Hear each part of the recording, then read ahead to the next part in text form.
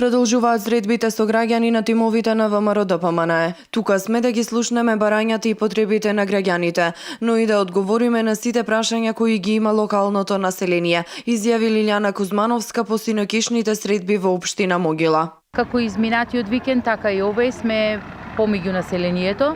Овој пат сме во општина Могила и средбата со жителите ја користиме за тоа да добиеме многу прашања, односно заинтересираност е за тоа што ние можеме да го направиме во делот и во областа на земјоделието, во делот на одредени проблеми кои се јавуваат, кои се разбира можеме преку одредени измени на одредени законски прописи да ги направиме, односно со поднесување на закони, односно измени и на тие закони. Кузмановска истакна дека во овој период е доста значајно и да се знае што може да се направи до крајот на годината, со оглед на тоа дека ребалансот на буџетот влегува во собраниска процедура, па тие како пратеници ќе имаат можност да дебатираат и побараат граѓаните да го добијат она што им е потребно. Во овој период ја користиме секоја прилика да бидеме меѓу граѓаните.